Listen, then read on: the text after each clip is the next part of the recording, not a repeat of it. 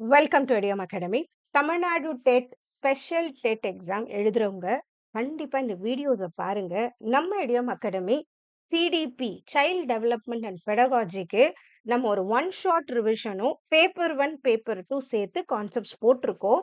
கூடவே 10 days complete revision PYQ practice. இன்னைக்கு நம்ம பார்க்க போறது டே 10.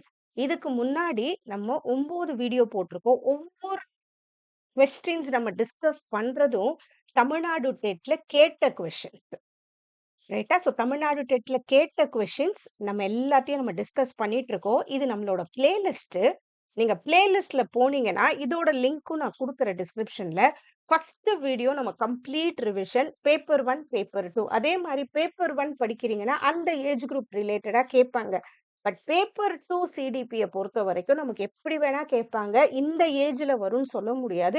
ஸோ கம்ப்ளீட்டா படிச்சுட்டு போங்க. அதே மாதிரி நமக்கு காமன் தியரிஸ் இருக்கு இல்லையா? ஜீன் பியாஜே, விஹாட்ஸ்கி, கோல்பர்க், மாஸ்லோ, ரைட்டா? இந்த தியரிஸ் எல்லாம் எரிக்சன் தியரி. இந்த தியரி கண்டிப்பா இந்த 5 தியரி நல்லா படிச்சுட்டு போங்க.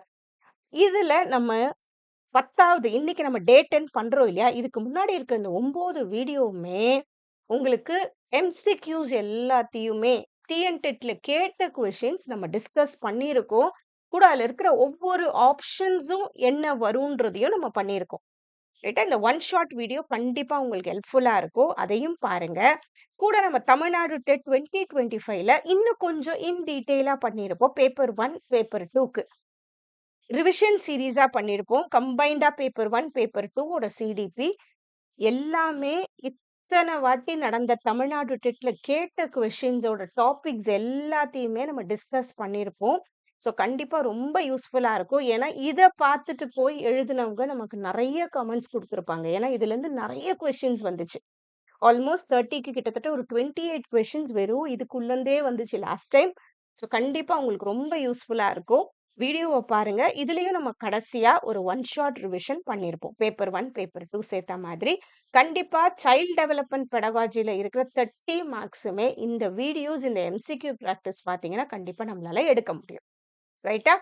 ஸ்டார்ட் பண்ணிடுவோமா? இன்னைக்கு செஷன் நம்ம 10 ஆல்மோஸ்ட் ஒரு 12 எம்சிக்யூஸ் இதுல இருக்கு. எல்லாமே தமிழ்நாடு டெட்ல கேட்ட எம்சிக்யூஸ்.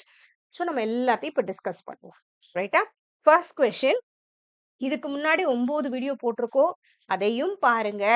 ஓகே, உங்களுக்கு வீடியோ லென்த்தியா இருக்குன்னு தோணுச்சுன்னா, ஈவன் உங்களால அந்த ஸ்பீட் ரைஸ் பண்ண முடியும் இல்லையா? ஸ்பீட் கொஞ்சம் ரைஸ் பண்ணிட்டு, ஆனா கண்டிப்பா வீடியோவ கம்ப்ளீட்டா பாருங்க. அது ரொம்ப யூஸ்ஃபுல்லா இருக்கும்.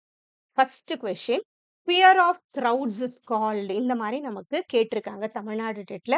கூட்டத்தை கண்டு ஏற்படும் பயம் டேஷ் எனப்படும். நமக்கு இந்த தமிழ்ல குடுக்கறதுனால கொஞ்சம் ஈஸியா இருக்கும். இந்த இடத்துல ஈஸியா நமக்கு கூட்ட பயம்னு புரிஞ்சிருது. இது ஆக்லோஃபோபியான்னு சொல்லுவோம்.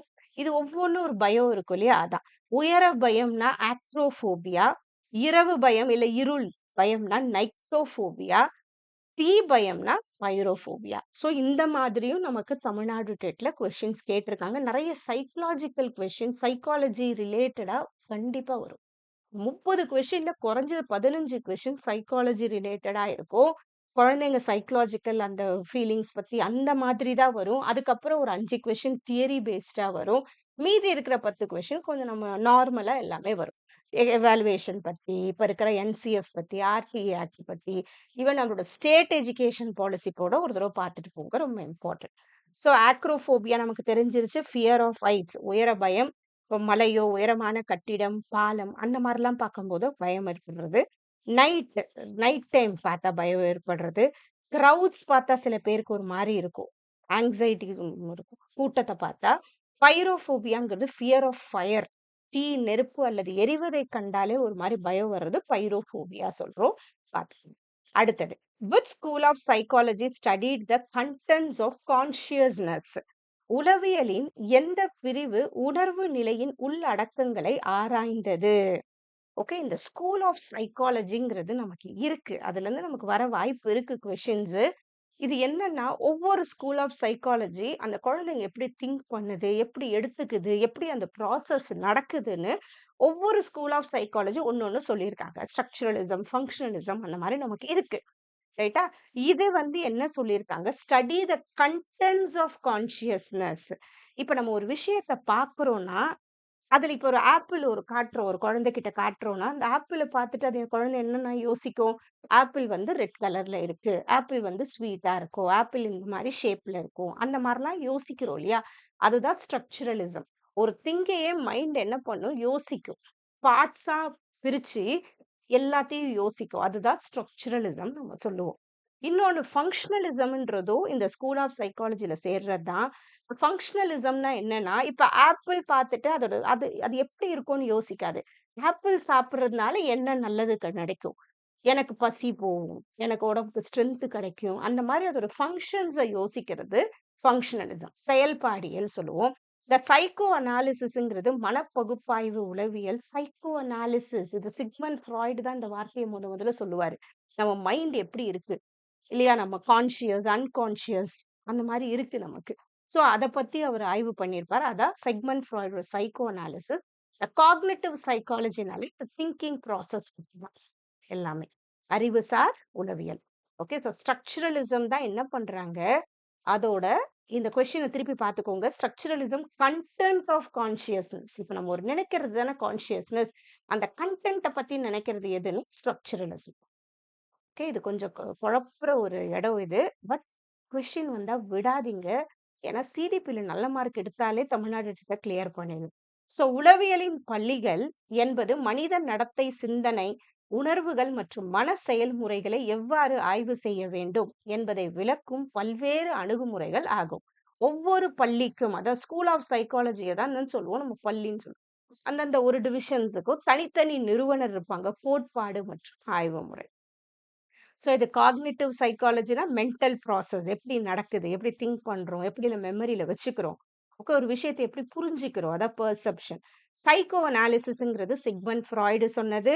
ஓகே. அது அன்கான்ஷியஸ் மைண்ட், கான்ஷியஸ் மைண்டுன்னு இருக்கு. நம்ம நம்ம இப்ப என்ன பார்க்குறோம் அதெல்லாம் கான்ஷியஸ் மைண்ட்ல இருக்கும்.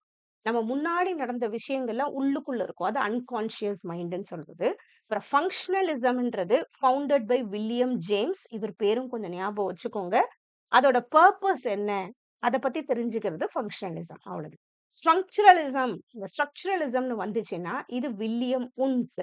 இது கொஞ்சம் ஞாபகம் வச்சுக்கோங்க. அதுக்கப்புறம் அத டெவலப் பண்ணது எட்வர்ட் டிட்ச்னர். ஓகே. ஸ்ட்ரக்சரலிசம் வந்தா வில்லியம் உண்ட், எட்வர்ட் டிட்ச்னர். அந்த ஸ்ட்ரக்சர் என்ன?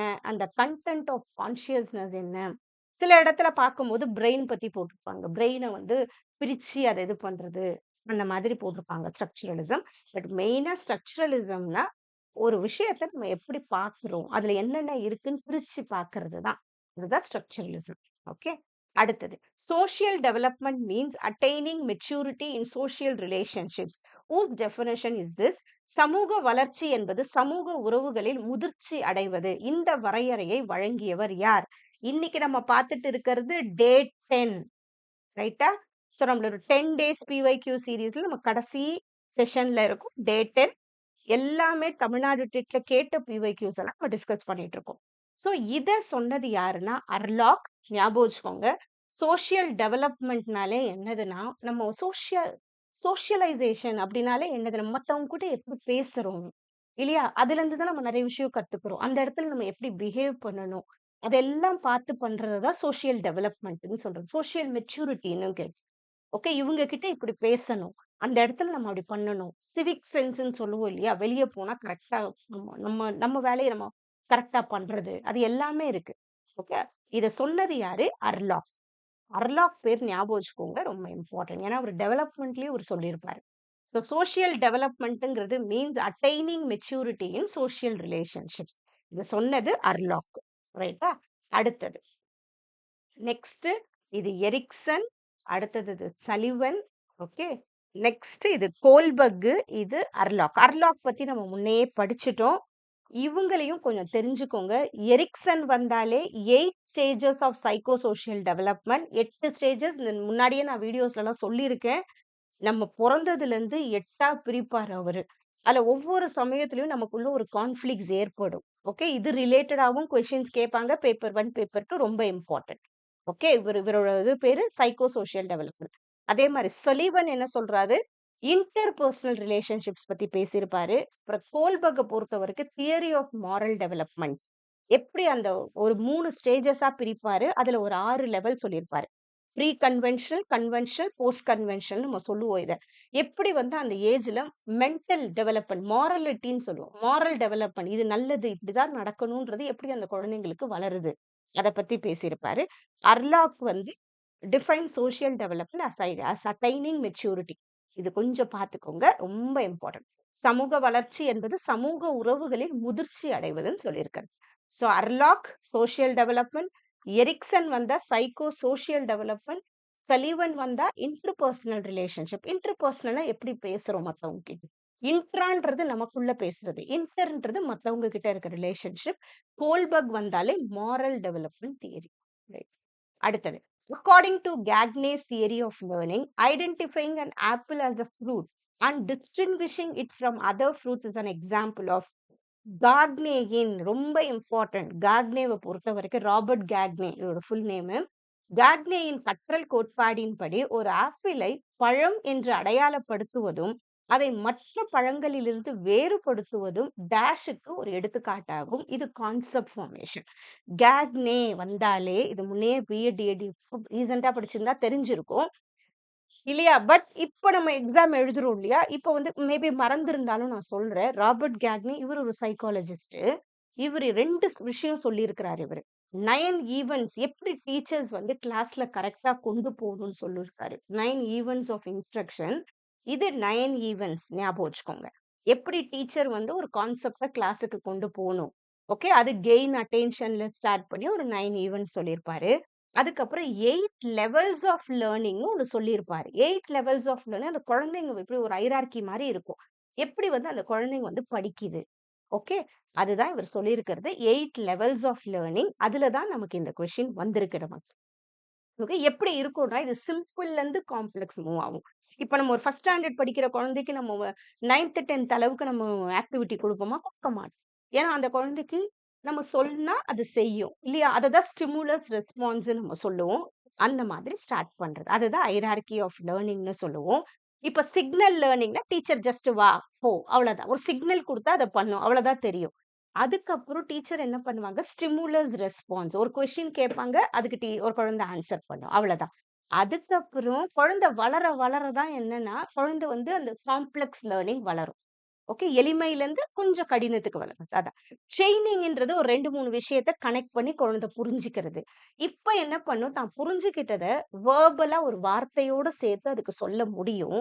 மல்டிபிள் டிஸ்கிரிமினேஷன்னா, இப்போ அதால பிரிக்க முடியும். இதெல்லாம் அனிமல்ஸ், இதெல்லாம் பிளான்ட்ஸ். அந்த மாரி பிரிக்கவும் டீச்சர் என்ன கொஸ்டின் கேட்கறாங்க, எத பத்தி கேட்கறாங்கன்றதும் குழந்தையால புரிஞ்சுக்க முடியும். இப்பதான் அந்த கான்செப்ட் லேர்னிங் குழந்தைக்கு வளரும். அந்த கான்செப்ட்ட புரிஞ்சுக்கும். இப்ப ரூல் லேர்னிங். ஏன்னா குழந்தைங்க இப்ப இப்ப நம்ம அல்ஜீப்ராலாம் சொல்லிக் குடுக்குறோம். ஃபார்முலா வச்சு பண்ணணும்னா, அது சின்ன வயசுல வராது இல்லையா? அந்தந்த வயசு பசங்க ஏறும்போது தான் அந்த ஃபார்முலாஸ் அப்ளை பண்றோம். அதுதான் ரூல் லேர்னிங். கடைசியா இந்த கேக்னேவோட ஹைரார்கில இருக்கிறது ப்ராப்ளம் சால்விங். இது வந்து பசங்க தன்னிச்சையா ஒரு ப்ராப்ளத்துக்கு சொல்யூஷன் கண்டுபிடிக்கிறது. ரைட்டா? சோ இது நல்லா ஞாபகம் வச்சுக்கோங்க. ராபர்ட் கேக்னே வந்தாலே 8 லேர்னிங் லெவல்ஸ் ஆஃப் லேர்னிங் நம்ம சொல்லுவோம். ரைட்டா? சோ அதுதான் இங்க நம்ம குடுத்துருக்கோம். ஃபர்ஸ்ட் சைகை கற்றல், அப்புறம் தூண்டல், துலங்கல் கற்றல், அப்புறம் தொடர்ச்சியான கற்றல். அப்படியே ஒண்ணு ஒண்ணா கத்துக்கும் குழந்தைங்க.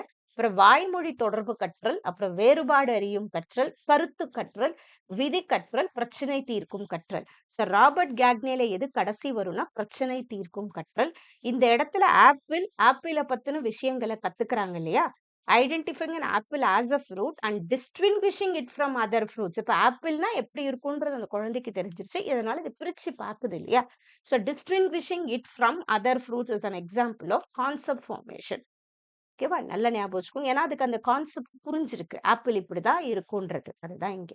அடுத்தது மத்ததெல்லாம் நம்ம எல்லாமே சொல்லிட்டோம். அதுல இருக்கிறது இந்த அசோசியேட்டிவ் ஃபார்மேஷன் நமக்கு அங்க ஆப்ஷன்ல குடுத்துருக்காங்க. அசோசியேட்டிவ்னா இப்போ லஞ்ச் பெல் அடிச்ச உடனே நான் சாப்பிடணும். 1 மணி ஆன உடனே நம்ம டைம் பார்க்கல, வாட்ச் கட்டலனா கூட, ஓ! இப்ப லஞ்ச் பிரேக் வந்துருச்சு சாப்பிடணும்னு தோணுது இல்லையா? அது 2 விஷயத்த கனெக்ட் பண்றது அது. விஷுவல் ஃபார்மேஷனா கண்ல பார்த்து பண்றது. வெர்பல் ஃபார்மேஷன்ங்கிறது வேர்டோ, சொற்கள், பெயர்கள், உண்மைகள் மற்றும் மொழி சார்ந்த தகவல படிக்கிறது. அவ்வளவுதான். அது வெர்பல் ஃபார்மேஷன். அடுத்தது. The first Minnesota multiphasic personality inventory contains இது ரொம்ப நெறைய கொஸ்டின்ஸ் வந்திருக்கு டிஎன் செட்ல. இதெல்லாம் எதுக்கு யூஸ் பண்றேன்னா, பர்சனாலிட்டி குழந்தையோட பர்சனாலிட்டி கண்டுபிடிக்கிறதுக்கு சில டெஸ்ட்லாம் இருக்கு. ஆளுமை கண்டுபிடிக்க. இப்ப இன்டெலிஜென்ஸ் கண்டுபிடிக்க சில டெஸ்ட் இருக்கா மாதிரி, அவங்க பர்சனாலிட்டி குழந்தைங்க எப்படி திங்க் பண்ணுது, அதெல்லாம் கண்டுபிடிக்க. ஓகே. அத அத சைக்காலஜிக்கலா குழந்தைய கண்டுபிடிக்கிறதுக்கு சில டெஸ்ட் இருக்கு. அதுதான் இது. அதுல ஒரு டெஸ்ட் மினசோட்டோ மல்டிஃபேசிக் பர்சனாலிட்டி இன்வென்டரின்னு சொல்லுவோம். இதுல முதல்ல எத்தன உருப்படிகள் உள்ளனன்னு கேட்டிருக்காங்க. இந்த பர்சனாலிட்டி டெஸ்ட்ட பொறுத்தவரைக்கும் 2ஆ பிரியும் first.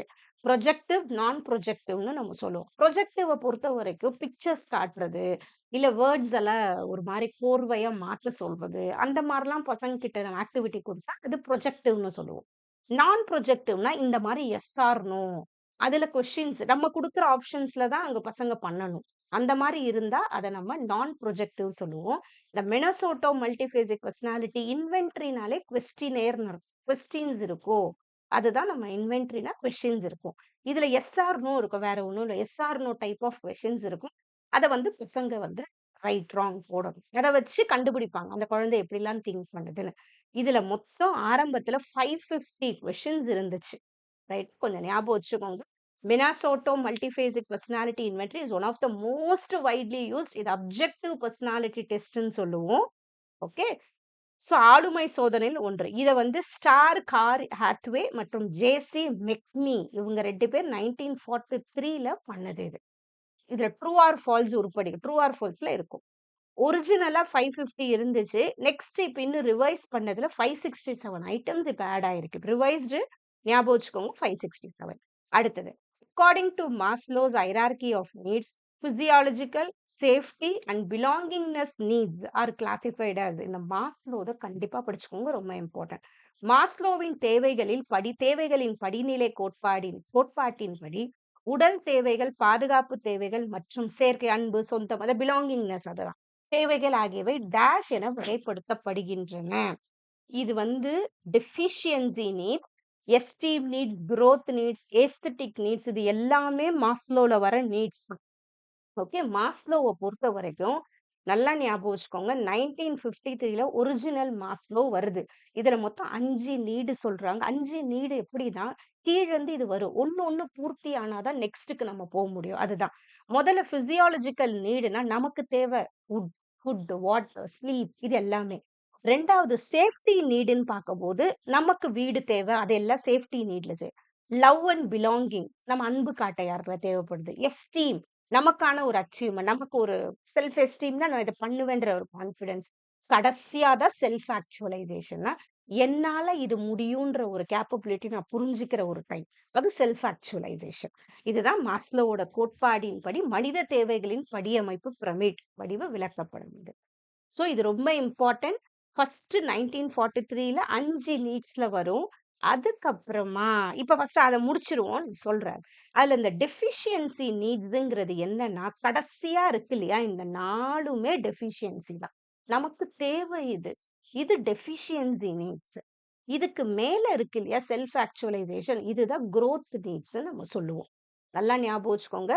Physiological, safety, love and belonging, esteem. உடலியல், பாதுகாப்பு, அன்பு சார்ந்திருத்தல், அதுக்கப்புறம் மதிப்பு. ஓகே. இது எல்லாமே நம்மளோட டெஃபிஷியன்சி குறைபாடு தேவைகள் டி நீட்ஸ்ன்னு சொல்லுவோம். அதுக்கப்புறம் growth நீட்ஸ் பி நீட்ஸ்ன்னு சொல்லுவோம். மேல இருக்கு இல்லையா? வளர்ச்சி தேவைகள். அது செல்ஃப் ஆக்சுவலைசேஷன். ரைட்டா? அதுக்கப்புறம் எக்ஸ்பேண்ட் ஆச்சு. அது என்னன்றத நான் சொல்றேன் இப்ப நான். அது எல்லாமே growth நீட்ஸ் தான். ஓகே. இப்போ என்ன பண்ணாங்க? 1970ல இவரு எக்ஸ்பேண்டட் வெர்ஷன் பண்றாங்க. இவர் 1971லயே 70ல இறந்துடுறாரு. அப்ப அவர் சில விஷயம் அவர் கண்டுபிடிச்சிருக்காரு. அதெல்லாமும் இதுல ஆட் பண்ணுவாங்க. அதுதான் சொல்றது. போஸ்துமஸ் பப்ளிகேஷன். அவர் இறந்ததுக்கு அப்புறம் அவரு பண்ண சில இதெல்லாம் திரும்பி இதுல ஆட் பண்ணுவாங்க. சோ இப்ப என்ன பண்றாங்க? 7 நீட்ஸ் ஆட் பண்றாங்க. காக்னிட்டிவ், ஏஸ்தெட்டிக்ன்னு ஆட் பண்ணுவாங்க. அதுக்கப்புறம் 1971ல இன்னொன்னு ஆட் பண்றாங்க. அதுதான் இங்க டிரான்செண்டன்ஸ்ன்னு சொல்றது. சோ இப்ப 8 நீட் இருக்கு. Newly version Maslow hierarchy of நீட்ஸ்ல 8 நீட் இருக்கு. இது கடைசியா இருக்கு இல்லையா? கீழ இருக்கிற 4ம் மாறல. இது எல்லாம் டெஃபிஷியன்சி நீட்ஸ் தான். ஆனா அதுக்கு மேல இருக்கு இல்லையா? இந்த 4மே மாறிடுச்சு. ஓகே. growth நீட்ஸ்ன்னு சொல்லுவோம். இதுக்கப்புறம் cognitive, aesthetic, self actualisation, transcendence. இந்த 4மே குரோத் நீட்ஸ். இது கொஞ்சம் ஞாபகம் வச்சுக்கோங்க. கேட்க வாய்ப்பு இருக்கு. காக்னிட்டிவ்னா நம்ம எப்படி திங்க் பண்றோம் அத பத்தி. ஏஸ்தட்டிக்ன்னு எல்லாத்தையும் ரசிக்கிற குணம். வேல்யூஸ் அதான் ஏஸ்தட்டிக். செல்ஃப் ஆக்சுவலைசேஷன் அதிலேயே இருக்கும். அதேதான். இந்த டிரான்செண்டன்ஸ்ன்றது மத்தவங்களுக்காக வாழ்ற குணம். அது டிரான்செண்டன்ஸ். ஓகே. மத்தவங்களுக்காகவே சில பேர் வாழ்றாங்கல்ல, அந்த குணம் அது டிரான்செண்டன்ஸ் குணம். ஓகே. இது இவரோட புக் பேர் தியரி ஆஃப் ஹியூமன் மோட்டிவேஷன். இது கொஞ்சம் தெரிஞ்சுக்கோங்க. அதான் இங்க சொல்லியிருக்கோம். Cognitive needs, desire to know, understand, explore, learn அதுவும் தேவை. அதெல்லாம் குரோத் நீட்ஸ். நம்ம குரோத் நீட்ஸ் அதெல்லாம். சில விஷயத்த கத்துக்க நம்ம நம்ம முயற்சி பண்றது. ஏஸ்தட்டிக் நீட்ஸ்ங்கிறது அழகு, ஒழுங்கு, சமநிலை மற்றும் இசைவை ரசிக்கும் தேவை. செல்ஃப் டிரான்செண்டன்ஸ்ங்கிறது கடைசியா ஆட் பண்ணது helping others and serving a purpose beyond one self. தன்னை விட உயர்ந்த நோக்கத்திற்காக வாழ்தல் மற்றும் பிறருக்காக சேவை செய்தல். இது கடைசியா 1971 ஆட் பண்றாங்க. இப்போ மாஸ்லோல 8 நீட்ஸ் இருக்கு. இன்கேஸ் உங்களுக்கு ரிவைஸ்டு வெர்ஷன் ஓகே. இப்ப நியூவா எத்தனை இருக்குன்னு கேட்டா 8 இருக்கு. ஞாபகம் வச்சுக்கோங்க. நியூவா என்னெல்லாம் ஆட் பண்ணாங்கன்னு எதனா கொஸ்டின் வந்துச்சுன்னா, காக்னிட்டிவ், ஏஸ்தட்டிக், செல்ஃப் டிரான்செண்டன்ஸ். அறிவுசார் தேவைகள், அழகியல் தேவைகள், சுய எல்லை மீறல். டிரான்செண்டன்ஸ் நம்மளையும் ஓகே. மேபி அதோட டிரான்ஸ்லேஷன் கூட கொஞ்சம் அதுக்கு ரிலேட்டடா பார்த்துக்கோங்க. செல்ஃப் டிரான்செண்டன்ஸ்ங்கிறது நம்மள பத்தி யோசிக்காம மத்தவங்கள பத்தி யோசிக்கிற ஒரு குணம். அடுத்தது which personality assessment tool uses ambiguous pictures to assess a person's need, motives and personality. நிறைய பர்சனாலிட்டி கொஸ்டின்ஸ் வருது பார்த்துக்கோங்க. ஒருவரின் தேவைகள், உந்துதல்கள் மற்றும் ஆளுமையை மதிப்பிட தெளிவற்ற படங்களை பயன்படுத்தும் நற்பண்பு சோதனை எது? இது என்னன்னா ஆம்பிக்யூஸ். இந்த மாதிரினா என்ன, புரியாத மாதிரி இருக்கும் ஃபர்ஸ்ட். இப்போ ஒரு இங்க் பென்ன தெளிச்சுட்டு அதுல விழுற அந்த இங்க் துளி எப்படி தோணுது? அந்த குழந்தைகிட்ட கேட்டு இதுல உனக்கு என்ன தோணுது? அந்த மாரி கேட்கறது. அதுக்கப்புறம் சில படங்கள காமிச்சு, அந்த படத்துல உனக்கு எப்படி ஒரு ஸ்டோரியா ஒண்ணு சொல்றது. அதெல்லாம் பண்ணும்போது அந்த குழந்தை எப்படி திங்க் பண்ணுது? அதெல்லாம் புரியும் நமக்கு. அதுக்காக பண்றது. இதுல என்ன கேட்கறாங்க? இப்ப இவங்க சொல்றது என்னன்னா, இது பேர் ப்ரொஜெக்டிவ் டெஸ்ட்ன்னு சொல்லுவோம். ரைட்டா? நம்ம வந்து ஒரு டெஸ்ட் குடுத்து, கொஸ்டின்ஸ் குடுத்து பசங்கள ஆன்ஸர் பண்ண வைக்கிறது, அது நான் ப்ரொஜெக்டிவ் டெஸ்ட். இந்த எம்எம்பிஐலாம் அந்த மாரி. மத்தது எல்லாம் ப்ரொஜெக்டிவ் டெஸ்ட் தான். இவங்க which personality tool uses ambiguous pictures. இது டிஏடி, திமேட்டிக் அப்பர்செப்ஷன் டெஸ்ட். கருப்பொருள் புரிதல் சோதனை. மத்தபடி இந்த எம்எம்பிஐ, இபிக்யூ, 16பிஎஃப் இது எல்லாமே கொஸ்டின்ஸ் குடுத்து அவங்கள ஆன்ஸர் பண்ண வைக்கிறது. இது எல்லாம் நான் ப்ரொஜெக்டிவ் டெஸ்ட்ன்னு சொல்லுவோம். இது எல்லாம் பர்சனாலிட்டி ஆளுமை செக் பண்றதுக்கு யூஸ் பண்றது. இந்த திமாட்டிக் பெர்செப்ஷன் டெஸ்ட் டெவலப் பண்ணது Henry Murray and Christina Morgan. Just ஞாபகம் வச்சுக்கோங்க. இதில் தெளிவற்ற படங்கள் காட்டப்பட்டு அவற்றை பற்றி கதை சொல்கிறார்கள். அந்த கதைகள் மூலம் தேவைகள், உந்துதல்கள், உணர்வுகள் மற்றும் ஆளுமை மதிப்பிடப்படுகின்றன. இது மேக்ஸிமம் அடல்ட்ஸுக்கு பண்றதா கூட இருக்கும். 2த்துக்கும் சம்பந்தமே இருக்காது. அந்த மாரிலாம் நெறைய எதனா ஒரு பிக்சர்ஸ காமிச்சு, எதனா ஒரு ஸ்டோரி சொல்ல வைக்கிறது. பட் எம்எம்பிஐ நான் சொன்னேன் அப்ஜெக்டிவ், ஆப்ஜெக்டிவ்ஸ் இருக்கும். ட்ரூ ஆர் ஃபால்ஸா குடுப்பாங்க. மொத்தம் 550 கொஸ்டின்ஸ் பிகினிங்ல இருந்துச்சு. இபிக்யூங்கிறதும் அதே மாரி ஆன் சைசங் பண்ணது இது. இதுலயும் அதே மாரி கொஸ்டின்ஸ் குடுத்துட்டு பண்ண வைக்கிறது. 16பிஎஃப் கேட்டல் பண்ணது. இதுலயும் அதே மாரி 16 ஞாபகம் வச்சுக்கோங்க. இந்த 16பிஎஃப்னா 16 பர்சனாலிட்டி ஃபேக்டருக்கு ஏத்த மாரி ஒரு கொஸ்டின் செட் பண்ணுவாரு கேட்டில். அதுதான் இது. ஓகே. இது கேட்டில் ஞாபகம் வச்சுக்கோங்க. அடுத்தது learning is a process of discovery. This idea is central to Wood theory. கற்றல் என்பது கண்டறியும் செயல் என்ற கருத்து யாருடைய கோட்பாட்டின் மைய கருத்தாகும். இது ப்ரூனர் சொல்லியிருக்காரு. ப்ரூனர் வந்தாலே டிஸ்கவரி லேர்னிங் ஞாபகம் வச்சுக்கோங்க. டிஸ்கவரி லேர்னிங்ன்றது பசங்க தானே ஒரு விஷயத்த கத்துக்கிறது. அதுக்கான ஒரு சொல்யூஷன கண்டுபிடிக்கிறது. அது டிஸ்கவரி லேர்னிங். மத்தபடி ஸ்கின்னர் வந்தா ஆப்பரண்ட் கண்டிஷனிங். இவர் பிஹேவியரிஸ்ட். பாவ்லோ வந்தா கிளாசிக்கல் கண்டிஷனிங். அந்த டாக், போனு அந்த மாரி வந்தா இவரு. கோலர் வந்தா இன்சைட் லேர்னிங். டக்குன்னு ஆஹா மூமெண்ட் இதெல்லாம் கோலர் தான். இவரு யூஸ் பண்ண அந்த எக்ஸ்பெரிமென்ட் சிம்பான்சி வச்சு பண்ணுவாரு. அந்த எக்ஸ்பெரிமென்ட்ல யூஸ் பண்ற அனிமல் பேரு சுல்தான் சொல்லுவோம். டக்குன்னு அதுக்கு தோணும் ஒரு சொல்யூஷன். அதுதான் நம்ம கோலர்ன்னு சொல்லுவோம். இது கொஞ்சம் ஞாபகம் வச்சுக்கோங்க. ரொம்ப ரொம்ப இம்பார்ட்டன்ட். ப்ரூனர் வந்தாலே proposed discovery learning. Okay. Knowledge through exploration and problem solving rather than receiving it passively. அப்புறம் ஸ்கின்னர் வந்துச்சுன்னா ஆப்ரான் கண்டிஷனிங். பவுலோ வந்தா கிளாசிக்கல் கண்டிஷனிங். இது ஸ்கின்னர் வந்தா இந்த இடத்துல ரீஇன்ஃபோர்ஸ்மென்ட், பனிஷ்மென்ட் இத பத்திலாம் யாரு சொன்னான்னு ஸ்கின்னர் சொல்லியிருக்காரு. பாவ்லோ வந்து அசோசியேட்டிவ் லர்னிங். இதுல அந்த டாக் போன் வச்சு ஒரு எக்ஸ்பெரிமென்ட் பண்ணுவாரு இல்லையா? அது. கோலர் வந்தா இன்சைட் லேர்னிங். உடனே ஒண்ணு என்ன பண்ணும், அதுக்கு டக்குன்னு ஒரு ஐடியா தோணும். Insight learning. அடுத்தது. According to Ausubel, the most important factor influencing learning is. Ausubel கருத்துப்படி கற்றலில் மிக முக்கியமான தாக்கத்தை ஏற்படுத்தும் காரணி எது? இதுவும் நமக்கு டிஎன்டெட்ல கேட்ட கொஸ்டின். ஆஸ்வெல் வந்தாலே prior knowledge of the learner. இவரு சப்சம்ஷன் தியரி அந்த மாதிரிலாம் பண்ணியிருக்காரு. இவரு மெயினா என்ன சொல்லுவாருன்னா, பசங்களுக்கு எது சொல்லிக் குடுத்தாலும் முன்னாடி படிச்சிருப்பாங்க இல்லையா? அதோட கனெக்ட் பண்ணி சொல்லிக் குடுக்கிறது தான் அட்வான்ஸ் ஆர்கனைசர்ஸ் ஒரு வார்த்தை சொல்லியிருப்பாரு. இது அட்வான்ஸ் ஆர்கனைசர்னா ஒண்ணுமே இல்ல. அவங்க படிச்சத நம்ம கரெக்ட்டா ஆர்கனைஸ் பண்ணி சொல்லிக் குடுக்கறது. அதுதான் அட்வான்ஸ் ஆர்கனைசர், சப்சம்ஷன் தியரி இந்த மாரிலாம் எதனா வந்து அது ஆஸ்வெல்லோட கனெக்ட் ஆகுது. ரைட். ஸோ டேவிட் ஆஸ்வெல் இவர் ஒரு அமெரிக்கன் சைக்காலஜிஸ்ட். இவர் ப்ரொபோஸ்ட் மீனிங்ஃபுல் லேர்னிங் தியரி. எப்ப வந்து நம்மளோட அ நமக்கு சொல்லிக் குடுக்கறது மீனிங்ஃபுல்லா மாறும்னா, அந்த ப்ரையர் நாலேட்ஜோட கனெக்ட் பண்ணும்போது தான். அதே மாதிரி he also introduce the concept of advance organizer. Okay. முன்னமைப்பு, ஒழுங்கமைப்பான். ஏன்னா, அந்த குழந்தைங்களுக்கு அந்த மாரி சொல்லிக் குடுக்கும்போது கரெக்ட்டா படிக்க முடியும். மத்தபடி டீச்சர்ஸ் மெத்தட், இது ப்ரையர் நாலேட்ஜ் ஆஃப் லேர்னர் பத்தி அவர் சொன்னது. ரிவார்ட்ஸ் பத்தி கிடையாது. இல்லையா? மெமரி பவர் பத்தி கிடையாது. ஆஸ்வெல் சொன்னது மெயினா ப்ரையர் நாலேட்ஜ். ஓகே. முன்னாடி பசங்க முந்தைய அறிவு. இதுதான். அடுத்தது. Development proceeds from head to toe. This principle is known as இது செஃபலோகார்டல் பிரின்சிபல் இது. நமக்கு குரோத் அண்ட் டெவலப்மென்ட் ரொம்ப ரொம்ப இம்பார்ட்டன்ட். 2 செட் பேப்பர் 1 எழுதினாலும், பேப்பர் 2 எழுதினாலும் கொஞ்சம் படிச்சுக்கோங்க இம்பார்ட்டன்ட். இதுல இந்த டெவலப்மென்ட்ல நமக்கு இந்த பிரின்சிபல்ஸ் இருக்கும். டெவலப்மென்ட் எப்பயுமே குவாலிட்டேட்டிவா இருக்கும். ஏன்னா, இப்ப குரோத்ங்கிறது ஒரு வயசுல ஸ்டாப் ஆயிடும். பட் டெவலப்மென்ட் அந்த மாரி கிடையாது. லைஃப் லாங் இருக்கும். ஓகே. இந்த மாரியும் கொஸ்டின்ஸ் கேட்பாங்க. ஏன்னா டெவலப்மெண்ட்ட பொறுத்த காக்னிட்டிவ் டெவலப்மென்ட், மென்டல் டெவலப்மென்ட் இருக்கு. அடுத்தது ப்ராக்சிமோ டிஸ்டல் பிரின்சிபல்ங்கிறது மைய பகுதியிலிருந்து வெளிப்புறம் நோக்கி வளர்றது. அதுதான் ப்ராக்சிமோ டிஸ்டல் சொல்லுவோம். ஓகே. முதல்ல குழந்தைக்கு என்ன ஷோல்டர்ல கண்ட்ரோல் வரும். அதுக்கப்புறம் குழந்தையால ஒரு விஷயத்த புடிச்சு கைய தூக்கும். அதுக்கப்புறம் ஒண்ணு இப்ப ஹோல்ட் பண்ணி தூக்குது இல்லையா? அதுதான் ப்ராக்சிமோ டிஸ்டல். செஃபலோகார்டல்ங்கிறது அந்த குழந்தை என்ன பண்ணுது? இப்போ ஃபர்ஸ்ட் அந்த குழந்தை செஃபலோகார்டல் தல நிக்குது இல்லையா? அதுதான் இது. அவ்வளவு இது எல்லாமே. ஸோ இதுல 10 கொஸ்டினும் நம்ம டிஸ்கஸ் பண்ணியாச்சு. இது கூட என்சிஎஃப், ஆர்டிஇ இதுவும் நீங்க நல்லா படிச்சுக்கோங்க. ரொம்ப important. Thank you so much.